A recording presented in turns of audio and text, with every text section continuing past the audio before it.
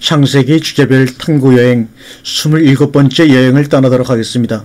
오늘은 창세기 44장의 본문을 주제로 하나가 되는 것이라는 여행 속으로 한번 깊게 이 시간에 빠져들어가 보겠습니다. 요셉의 형들의 생각은 여전히 양식을 사가지고 돌아가는 것뿐입니다.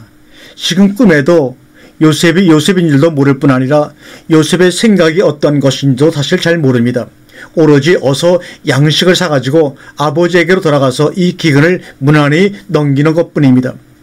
하나님과 우리 사이에는 항상 생각의 차이가 있다는 겁니다. 오늘날 신앙인들의 문제점이 내 생각이 하나님의 생각일 것이라고 그렇게 확실히 믿고 신앙생활을 한다는 점입니다. 내 생각이 절대로 하나님의 생각과 틀리지 않는다는 겁니다. 그 버릇이 웬만해서는 고쳐지질 않는 겁니다.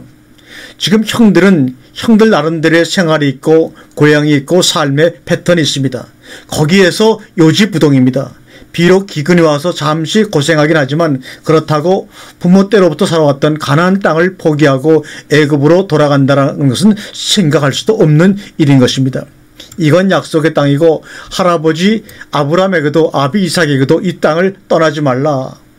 이 땅에서 후손들이 번성할 것이다. 야곱 자신도 그런 약속을 받았고 그래서 돌아왔습니다. 그리고 그동안 사실 잘 살아왔습니다. 이것은 하나님의 약속이고 지금 야곱과 그 아들들은 그 약속을 잘 지키고 있는 것입니다. 이것이 교리이고 이것이 순정이고 이것이 축복받는 길이다. 절대로 그 땅을 버리고 떠날 수는 없다 이 말입니다. 과거에도 할아버지 아브라함 때나 아버지 이삭 때나 기근은 항상 있어 왔다. 이번엔 좀 극심할 뿐이지 그렇다고 기근 때문에 약속의 땅을 믿음을 순정을 저버릴 수 없다는 것입니다. 오늘날 우리들의 신앙이 이런 것일 수도 있습니다. 오늘날 교인들이 다 그렇습니다. 야곱의 믿음, 형들의 믿음입니다. 절대적으로 이것 꼭 지켜야 된다는 겁니다. 직접적인 약속이니까 그렇다는 겁니다. 그런데 요셉의 생각은 그 땅을 버리고 애굽으로 내려오라는 겁니다. 이 둘 사이에 어떤 것이 진정 하나님의 뜻이냐? 여러분 어떤 것이 진정 하나님의 뜻이라고 생각이 드십니까? 우리는 세상 개념을 성경 개념으로 바꾸기도 힘들지만 과거의 성경 개념을 지금의 성경 개념으로 바꾸는 것도 쉬운 일이 아닙니다. 과거의 성경 개념이 세상 교회에 나갈 때 성경 개념이 아니라 이 말씀 안에서의 성경 개념, 그것까지도 과거에 내가 가졌던 생각과 현재 하나님께서 진행하고 추진하시는 그 개념의 차이, 물론 이전보다는 쉽게 받아들이고 이해하고 순종하고 따르지만 그러나 철통같이 믿었던 과거의 그 개념이 가나안이냐 야곱이냐 할 정도로 뒤바뀌는 때는 도대체 뭐가 하나님의 말씀이냐, 뭐가 하나님의 뜻이냐, 뭐가 하나님의 기뻐하심이냐, 이 문제를 놓고 간단히 해결할 수가 없을 것입니다. 지금 형들이나 야곱은 애굽에서 400년 동안 200만 이상의 이스라엘 민족을 양성하시겠다는 그 하나님의 원대한 포부를 이해할 단계가 전혀 아닙니다. 그것까지 내다볼 수 있는 폭이 없습니다. 우리는 항상 생각할 때 우리 생각에 한계가 있습니다. 그 한계를 뛰어넘는 사람들이 귀인이고 위대한 사람들입니다. 우리 보통 사람들은 아무리 이해하려고 해도 아인슈타인의 상대성 원리를 이해하지 못합니다. 상대성 원리를 말해도 우리 수준에서 우리식으로 말하는 것이지 그가 말하는 것이 이해가 되어지는 것은 아닙니다. 그러니까 애굽에 내려가서 거기를 온실로 해서 이스라엘 민족을 양성을 하시겠다. 이것은 야곱이나 그 아들들에게는 감히 생각의 범위를 넘어서 짐작도 못할 그런 사안인 것입니다. 여러분 요셉의 입장을 한번 생각해 보시길 바랍니다. 요셉도 형들의 생각과 아버지의 생각을 왜 모르겠습니까? 다 압니다. 그 땅이 어떤 땅이고 어떤 역사가 있는가를 누구보다도 요셉도 잘 알고 있습니다.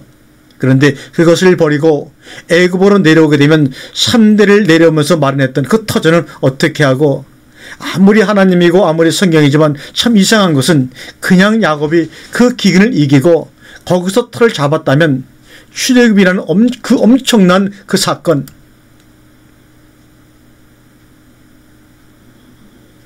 그리고 여호수아가 사사기 공격 점령 피비린내는 싸움, 기억하고 싶지 않은 실패와 좌절, 이런 역사가 없었을 것 아니냐? 왜 기어 나왔다 다시 들어가면서 그 난리를 피워야 되느냐? 이런 의문이 생기기도 합니다. 에덴 동산에서 아예 그런 일이 없었다면 그러고 저러고 할 것도 없는데 거기서부터 시작을 해서 뭐 이렇게 말이 많아지기 시작합니다. 그러니 속이 편할 날이 없죠. 마음이 항상 요동을 합니다. 우리들도 지금 그렇습니다. 좀 평탄한 길로 조용하게 가게 해주시면 어때서 그렇게 힘들고 복잡하고 어렵게만 가야 되느냐. 쉽게 말하면 그런 과정 속에서 우리 육성이 무엇인가를 드러내 주시고 그 육성을 다 빼내버리게 하기 위해서 일종의 용광로 과정을 거친다라고 말할 수가 있는 것입니다. 우리는 그렇게 이해를 합니다. 그렇다고 해서 다음 세대에 나오는 사람들이 달라지느냐, 그런 육성이 없어지고 깨끗하고 순수한 거룩한 사람만 나오느냐, 그건 아닙니다. 결론적으로 말세를 당한 우리에게 너희는 이렇게 하지 말라라는 경계로 기록된 말씀이라는 겁니다. 그래서 그들을 괜히 기근이 일어나게 하고 노예 생활의 핍박이 일어나고 그런 과정을 통해서 육성이 무엇인지 우리에게 보여주고 깨끗하고 거룩한 영성화를 시키기 위함이라는 것을 우리는 압니다. 그러나 그 당사자들은 그때 그 당시 그런 혼란이 없었겠느냐 하는 것입니다.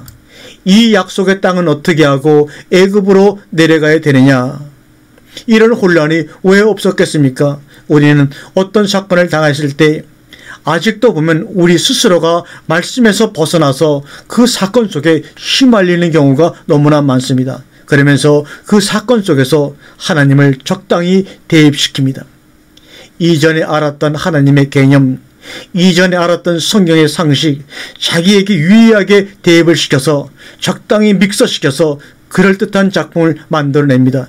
일종의 성경이란 양념입니다. 포장이기도 하고 보증 딱지이기도 합니다. 얄팍한 성경 상식이 양념이나 보증 딱지로 이용되어서는 절대로 아니 됩니다. 그것이 육성을 가진 우리 속에 들어와서 내 생각이 앞섰느냐, 말씀이 앞섰느냐, 무엇이 주도권을 잡고 나를 이끌어 가느냐를 생각해야 되는데 나는 육성으로만 가득 차 있고 이전에 알았던 적당한 상식을 끄집어 넣어서 믿어지게끔 만든다는 겁니다. 그리고는 자기 목적 달성만 하려고 합니다. 자기 문제 해결을 하려고 합니다. 그러다 보니까 점점 삶의 신앙에 무리가 오는 겁니다. 우리는 하나님의 생각을 먼저 읽어야 합니다. 하나님께서 내려다보심을 먼저 의식을 해야 합니다. 오늘 말씀에서도 44장에서 요셉은 어떤 방법으로든지 갈고리를 걸어서 불모로 잡든지 무슨 수작을 부려서 그들에게서 얘기를 하고 연관성을 갖게끔 하려고 노력하는 모습을 봅니다. 더군다나 고향에 있는 아버지의 약점을 잡아서 끌고 오려는 생각을 하고 있습니다. 그것이 바로 베냐민이라는 아들입니다. 아버지의 약점을 너무너무나 요셉은 잘 압니다. 그러한 요셉의 생각과 어서 양식만 사가지고 돌아가야겠다는 형들의 생각의 괴리, 우리는 항상 우리들의 생각과 윗분의 생각이 차이점이 있다는 것을 인식하고 살려고 해야 합니다. 자기 입장과 자기 형편만 말하지 말라는 겁니다. 하나님 그건 말 안 해도 너무나 잘 아십니다. 지금 무슨 말 하는 것까지도 잘 아십니다. 그분은 우리를 지으셨기 때문입니다. 그동안 수없이 우리를 봐왔기 때문에 말하면 잔소리만 되는 것입니다. 그런데 우리는 한 소리 또 하고 끝이 없이 같은 소리를 반복하며 중언부언하고 있습니다. 그러니까 이해를 해주시겠지. 내가 이렇게 계속해서 말하는데 이해를 해주시겠지. 그러니까 괜찮아. 그러면서 얄팍한 성경 상식 그러다가 포장을 이건 하나님 말씀입니다라고 거짓을 하는 겁니다. 어떻게 하면 우리의 일생을, 하루의 생활을 객관화시켜서 나를 볼 수 있느냐 하는 겁니다. 지금 형들의 생각과 요셉의 생각은 전혀 상반된 생각입니다. 서로 상상할 수도 없고 이루어질 수도 없습니다. 지금 요셉은 형들의 의사타진을 하고 어떻게든지 아버지의 동의를 얻어내려고 가진 방법을 씁니다. 지금 가나안 땅보다는 애굽이 살기가 좋습니다. 그러니 단도직입적으로 형들, 나 요셉이요, 이리저리 해서 내가 애굽의 총리가 됐고 말이요. 그러니 고생하지 말고 다 이리로 나와서 나와 함께 삽시다 라고 단도직입적으로 말하면 됩니다. 물론 다음 장에는 그렇게 나옵니다만 지금 중요한 것은 어떻게 아버지를 끌어내리느냐 하는 겁니다. 창세기 44장 30절 말씀을 보면 아비의 생명과 아이의 생명이 서로 결탁되었거늘 이제 내가 주의 종 우리 아비에게 돌아갈 때 아이가 우리와 함께하지 아니하며 아비가 아이의 없음을 보고 죽으리니 이같이 되면 종들이 주의 종 우리 아비의 흰머리로 슬피 음부로 내려가게 하매니이다. 이렇게 요셉에게 형들이 말합니다. 아비의 생명과 아이의 생명이 결탁되어 있습니다. 여기서 그리스도의 원리가 나옵니다. 지금 형들은 그 아이와 결탁이 되어 있습니다. 주의 종이 내 아비에게 아이를 담보하기를 내가 이를 아버지께로 데리고 돌아오지 아니하면 영영이 아버지께 죄를 지리이다 하였사오니 이렇게 고백을 합니다. 다 하나로 결탁되어 있습니다. 이것이 바로 한 가족입니다. 원문에서 어떤 단어를 쓰던 연합되어 있습니다. 뗄래야 뗄 수 없는 관계를 지금 고백하고 있는 겁니다. 나만 살면 되는 것이 아닙니다. 유다의 고백을 들어보시기 바랍니다. 유다가 그에게 가까이 가서 가로되 내 주여 청컨대 종으로 내 주의 귀에 한 말씀 고하게 하소서. 주의 종에게 노하지 마옵소서. 주는 바로와 같으시니이다. 이전에 내 주께서 종들에게 물으시되 너희는 아비가 있느냐 아우가 있느냐 하시기에 우리가 내 주께 고하되 우리에게 아비가 있으니 노인이요 또 그 노년에 얻은 아들 소년이 있으니 그의 형은 죽고 그의 어미에 끼친 것은 그뿐이므로 그 아비가 그를 사랑하나이다 하였더니 주께서 또 종들에게 이르시되 그를 내게로 데리고 내려와서 나로 그를 목도하게 하라 하시기로 우리가 내 주께 말씀하시기를 그 아이는 아비를 떠나지 못할지니 떠나면 아비가 죽겠나이다. 또 주께서 또 주의 종들에게 말씀하시되 너희 말지 아우가 너희와 함께 내려오지 아니하면 너희가 다시 내 얼굴을 보지 못하리라 하시기로 우리가 주의 종 우리 아비에게로 돌아 올라가서 내 주의 말씀을 그에게 고하였나이다. 그 위에 우리 아버지가 다시 곡물을 조금 사오라 하시기로 우리가 이르되 우리가 내려갈 수 없나이다. 우리 말지 아우가 함께하면 내려가거니와 말지 아우가 우리와 함께 아니하면 사람의 얼굴을 볼 수 없으니이다. 주의 종 우리 아비가 우리에게 이르되 너희도 알거니와 내 아내가 내게 두 아들을 낳았으나 하나는 내게서 나간 거로 내가 말하기를 정녕 직접 죽였다 하고 내가 지금까지 그를 보지 못하거늘 너희가 이도 내게서 취하여 가려 한즉 만일 죄가 그 몸에 미치면 나의 흰머리로 슬피 음부로 내려가게 하리라 하니 아비의 생명과 아이의 생명이 서로 결탁되었거늘 이제 내가 주의 종 우리 아비에게 돌아갈 때 아이가 우리와 함께하지 아니하며 이렇게 얘기를 하는 겁니다. 오늘 우리는 잊지를 말아야 합니다. 아비의 생명과 아이의 생명이 서로 결탁되었거늘 주의 종이 아이를 담보하기를 어쩔 수 없습니다. 서로 믿는 관계에서 인정해주고 믿어주고 그래서 데려온 아이입니다. 이건 데리고 가야 합니다. 오히려 제가 불모로 잡히겠습니다. 이렇게 유다가 말을 하고 있는 겁니다. 르벤과 시몬의 위로 셋이나 형이 있었지만 유다가 여기서는 장자 노릇을 하고 있는 겁니다.